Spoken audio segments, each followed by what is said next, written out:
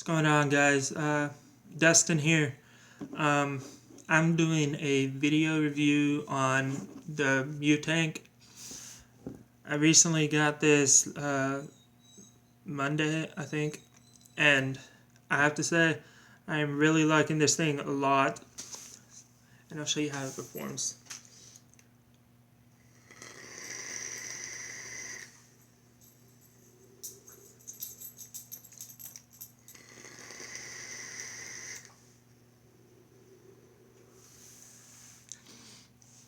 It performs really well for a tank. I used to have an RTA, a rebuildable tank, a long time ago, like last year, and I would keep having problems with it. Like, I don't know if I built it right or wicked it right or used the wrong juice blend or whatever. But and I've had the Limo RTA, the Orchid V4, Kafin Light Plus, and the Atlantis by Aspire. The Limo, I had only one problem with it. Every hit I take, I would get a dry hit off of it, and I don't know why. I've tried different wicking techniques and different builds and everything. I even tried different cotton too, so I don't know. Something was up with that one, so I don't know why. Orchid V4, well, that one had a big problem, probably because it was a clone. Um, After I built it, after I put in wicks, and after I put in the juice, and when I slap it back onto my mod, it would leak out like a bitch. It would leak out like a motherfucker. Like, really, it would leak out a whole tank out of the airflow holes. It was really ridiculous. It made me mad. I wasted like 3 tanks of juice because it just leaked out of the airflow holes. So I don't know why. The Kafin Light Plus, I mean, that tank, it was, it's a subjective tank. I mean, for me, it wasn't that good to me at all. The airflow hose was really tiny, and I could barely get a draw off of it, and I could barely get any vapor on it because the airflow was really restrictive. So that one I didn't like. The Atlantis tank, um, I mean, it was good for a while. I didn't get any leakage out of it, and it just like it did give me some dry hits at some point. Like, I had to set it down and like let the juice get into the wick and coil.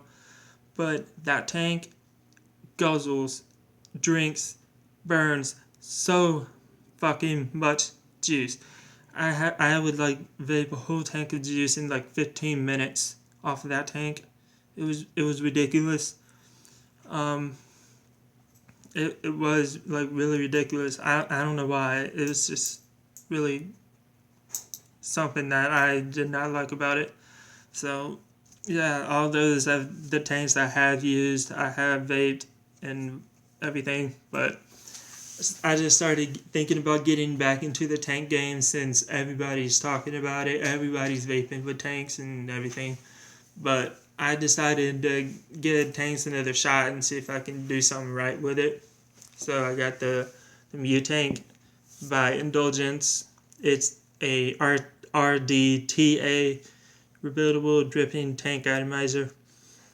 And I have to say, I have not had any problems with this, except that it does leak from time to time.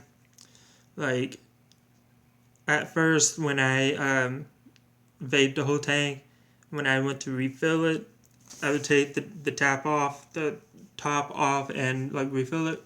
And then when I put the cap back on and open the airflow back up, juice would start leaking out of the airflow holes. Not the whole tank though, but just like maybe half a mil of juice will come out of it. And I did not know why. I tried different ways to do it, but then someone told me that I should like vape the whole tank until the wicking cores are dry and then refill it, which did make sense to me because the juice holes right there, it's really big. It is big, and there's no juice flow control ring or whatever it's called, like the VCMT. But No, I mean that that actually did make sense to me, so I decided to give that a shot, and I did a few times. And when I refilled it, it would just leak like very little to almost none. No juice would come out of their airflow holes, so that was a good thing on my part. That was good, and I still had to like close the airflow off and like that, and it would still like leak a bit, which is kind of what bugs me a bit. So then someone mentioned that when I take the cap off, it like opens up the vacuum seal in this tank, and that would kind of like force the juice to flow into the wicking coils and kind of overflood in the chimney part. And that also did make sense to me because of the way it's sealed off and shut. So the guy or whoever it was said that like after I refill it up to the top, I take the top cap back on and screw it on as fast as I could, and then I do that now. I vape it until it's completely dry and empty, and then I refill it, and then I put the cap back on as fast as I could and set it down for a minute or two. Open the airflow hose back up, and there would be like maybe a drop or two that comes out of the airflow hose, which is good to me because that is not much juice, and I didn't waste so much. So that was a good thing. So the Mutank, it is authentic and it's pretty cheap too. The tank, it has like a velocity style deck, like right down in here, as the velocity style deck, and the post holes into the deck are like small but big enough to use like 20 gauge. So yeah, I've been able to fit fused Claptons in here, not the ones with 24 gauge core. I think this is like maybe 26 gauge core, maybe 28 gauge. I don't know. It's one of those two, and it did fit in here. It was not like easily, but like I had to like play with it a bit to get it in there. And then you have the barrel that goes onto the deck, and you have the the top part of the chimney that screws on, and then you have the tank, and then you have the tank seal, uh, juice fill well, whatever, and then the top cap. And one thing I did find annoying about this is this airflow control ring does come off. You can just like pull it right off, and that kind of bugs me because like every time I have to open up the airflow, close it off, open it up, there would be like a slight gap.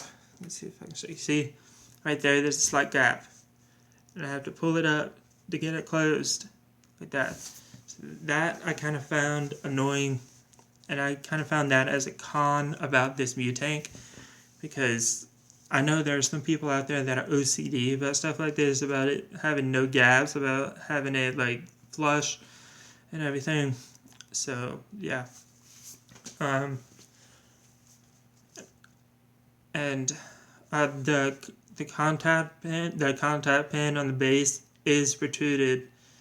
Not a lot that would be considered safe for hybrid mods, but I mean, you probably can use it on a hybrid, but I wouldn't feel comfortable about that. But yeah, and I have it on the RX 200 by Wismec and Jabo, and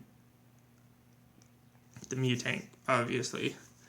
Let's see if I can. Oh, and the wicking part, it's not like too complicated to wick it up. You just like gotta have the extra part that goes outside of the coil is long enough to fit down into the bottom of these juice channels in the deck. Like you wanted it to sit down there, not like completely down there, like sit, like rest a little bit, like have a little tiny bit of a gap under the wick in there. So it would just like cause the juice to go in there more easier and get up into the wicking coils. So it's not too hard, it's not too complicated. It's been pretty simple, and it did a good job to me. It did do well. So Yeah, and I have heavy VG juices, like I think 75-25 in here. So it does handle heavy VG juices. Um, I have Crunchies by a local shop, which is Berry Crunch, kind of. Um, so yeah, and I have this at 75 watts. This is the waters I've been vaping it at. It does pretty good.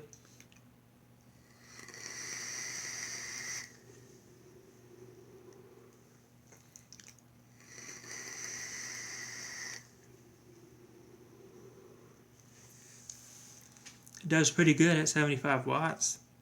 And I've been using RDAs. I've been strictly an RDA user for a long time now. And before I got this tank, I've been using my CCI Archon by Cloud Chasers Inc. from the website where you get them. I've been vaping that at like 120, 125 watts, and I would never like vape lower than this on an RDA, but with a tank, I mean, it does pretty well at 75 watts. I don't even get any dry hits. None. No. None. No dry hits. And at 75, it does pretty well at that many watts. So yeah, um, this review is going to go up in my YouTube channel. I'm starting a review YouTube channel. It's called Gangsta Vape Stuff. So yeah, I'm going to be doing some more reviews. I'm also going to be posting up my review and unboxing video for my Dogecoin, the mech mod, and everything. So yeah.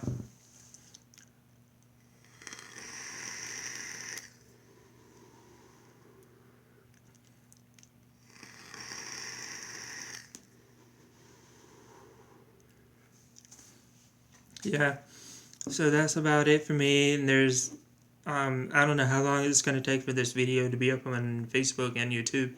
So, yeah, that's the video for the Mutank. And I do recommend getting this tank because it is damn good.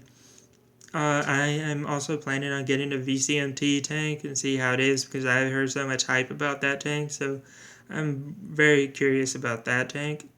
So, this tank is about the first tank I've used since the last four I had about a year ago. So, I have not been able to put this down. I haven't. I've been vaping on it all day, every day, since I got it, and it's been doing pretty good for me. And it doesn't burn so much juice like a normal sub-ohm tank would, which is a big plus for me. And I would maybe have to fill this tank up like twice in a day, and I chain vape. I do.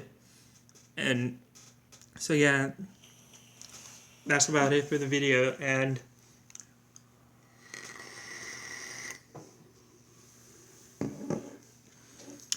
that's it. Keep on vaping, you gangsta vapesters. Ha ha.